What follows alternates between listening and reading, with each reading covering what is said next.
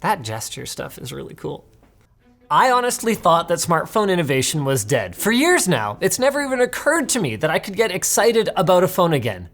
And then I saw the ASUS ROG Phone 5, and in an instant, I knew that I couldn't just make a quick short circuit video about this thing. Yeah, it's really heavy, and a few of its party tricks will get old pretty quick. But there is so much raw innovation in here that I just need to tell you more about it. Just like I need to tell you more about our sponsor, Seasonic. Never skimp on getting a quality power supply for your next build. Check out Seasonic to find their award-winning power supplies and try out their wattage calculator to see which one will suit your needs at the link below.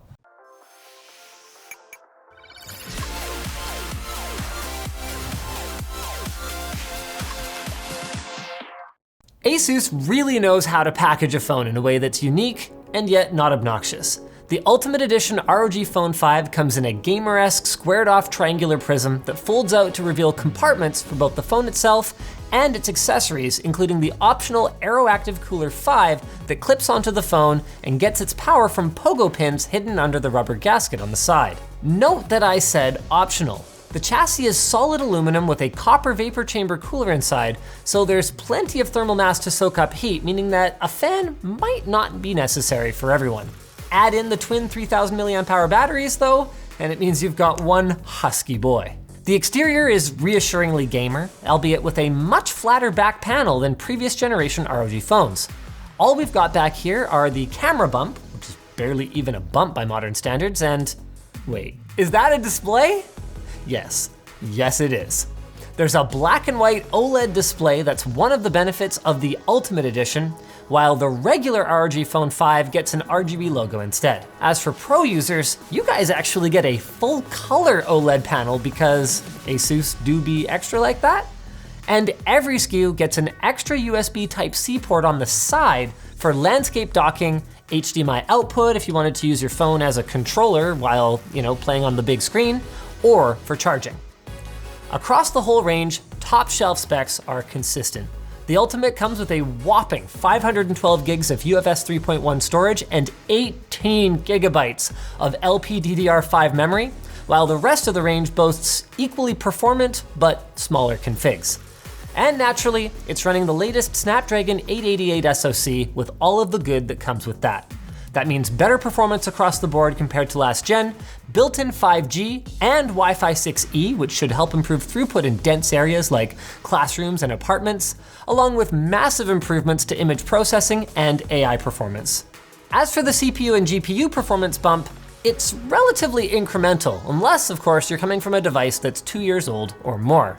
But support for variable rate shading, which lowers image quality in your peripheral vision, could result in some significant perceived gains in games.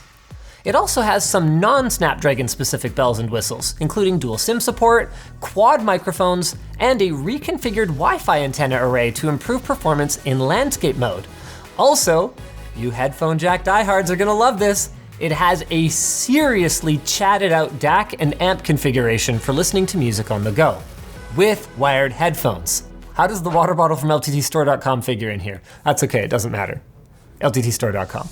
Brandon described the rear shooter as solid, not class leading, but solid. And in most of our shots, the ROG Phone 5 easily outdoes the Pixel 5 in all areas but one: sharpness. There's a very aggressive smoothing algorithm being applied here that sometimes wipes out distant text and fine details, and it seems like ASUS is compensating with a stronger sharpening filter than we'd like to see. Auto white balance and auto exposure were bang on most of the time though, with true to life colors compared to the too warm Pixel and too cold iPhone. And fake bokeh was another situation where the ROG phone surprisingly dominated the Pixel with a less aggressive effect that results in much fewer processing errors.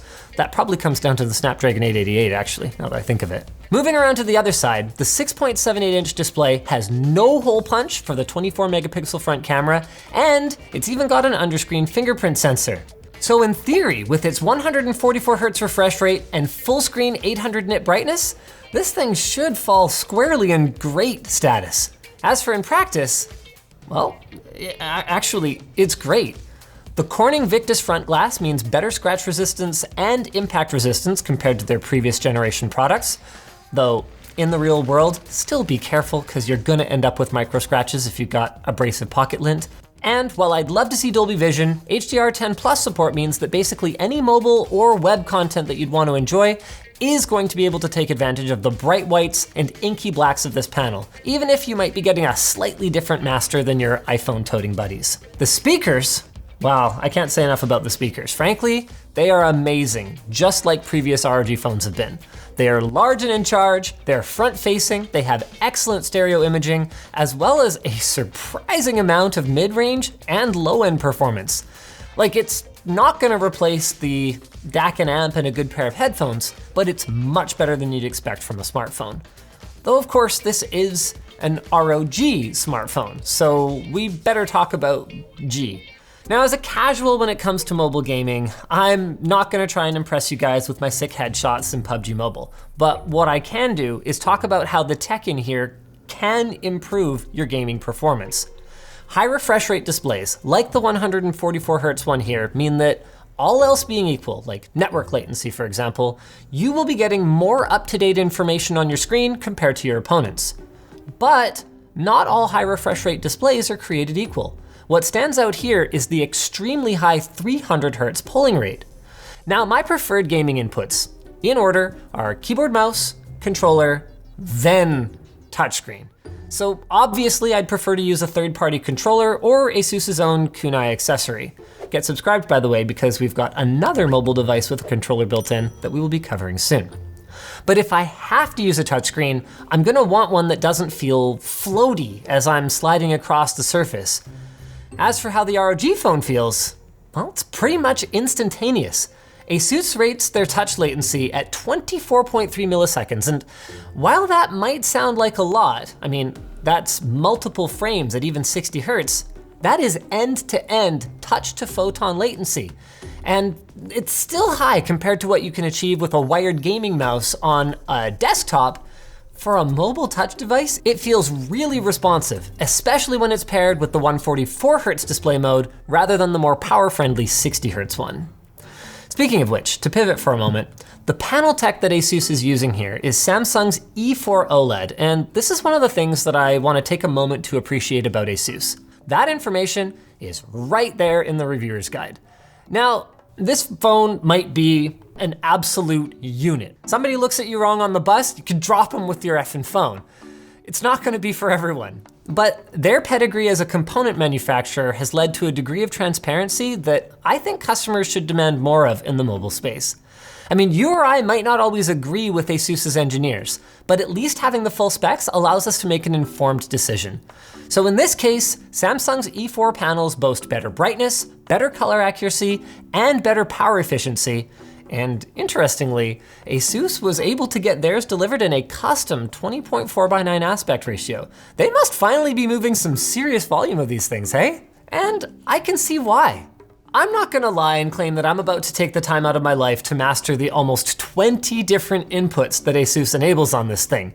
They've got capacitive and hardware buttons, like the shoulder buttons, which can be configured as 1 or 2 on each side with a variety of slide and long press gestures. And then there's 2 extra capacitive buttons on the back of the Ultimate and Pro models, along with 2 more hardware buttons on the Aero Active Cooler. It sounds overwhelming, and honestly, for casuals, it kind of is. But the options that this opens up are pretty darn appealing, especially since they can also be mapped to non-game functions. Like copy paste for working on spreadsheets, anyone? Okay, well, I don't know, maybe not on a gaming phone for gamers, but I'm sure there's someone out there that would buy it for that. Now, let's talk about performance. There's no doubt that the ROG Phone 5 and its brawnier Pro and Ultimate cousins will be able to run with the top dogs. But in mobile devices, like in other things, it ain't about how fast you go, it's about how long you can go for, you know? And good news, ASUS's performance decline over time is surprisingly good. It does drop off, but compared to a last-gen device like the Red Magic 5S, which uses active cooling in order to achieve the performance that it does, the newer Snapdragon 888 processor in the ROG Phone 5 allows it to keep pace even when it's suffering from thermal throttling. So that means you can run games like you used to without any weird stuff attached to your phone forever. Or, well, at least until the battery runs down. On the subject of the battery, I hate branding crap like ROG Game Cool 5. But ASUS really has crammed some seriously cool tech into their cooling system. The SoC, that's where most of the heat is generated in a mobile device, is now centered on the back, not only to keep the hot spots away from the top and bottom where your fingers will rest in landscape mode, but also to allow the vapor chamber and graphite sheet in here to more evenly dissipate heat to the rest of the chassis. So if you add the AeroActive Cooler accessory, X Mode Plus kicks in, essentially removing thermal throttling because the phone knows that it can rely on active cooling to keep going at higher temps. It's kinda genius, and it works really well. Now, because ASUS put the SoC in the middle, it means that the battery needed to be split up. So the bottom and top of the device each contain one of the two 3000 milliamp hour cells that make up the battery. And the battery is another area where ASUS has made a lot of improvements. Thanks in large part to the move to a middle tab battery, which lowers impedance during charging, the ROG Phone 5 goes from maximum 30 watt charging in the previous gen up to 65 watts, while also retaining, by ASUS's account anyway, excellent battery longevity. A lot of that story is backed up by facts and features though. Higher capacity batteries can last much longer than lower cap batteries simply because they aren't constantly being pushed to their limits. It's kind of like how a high capacity SSD will last longer because you're not constantly overwriting every cell. And there's software features like delayed charging so the battery doesn't sit topped up all night, the ability to force lower, steady charging rates, calling out suspected battery draining apps and allowing you to turn them off, and a limiter that avoids even filling the battery to the max in the first place that will make your device last for longer. If, and only if, ASUS manages to step up and make a solid commitment to their customers to support the phone with future major software updates. Now, their skin has come a long way from the ugly, gamery mess that it once was.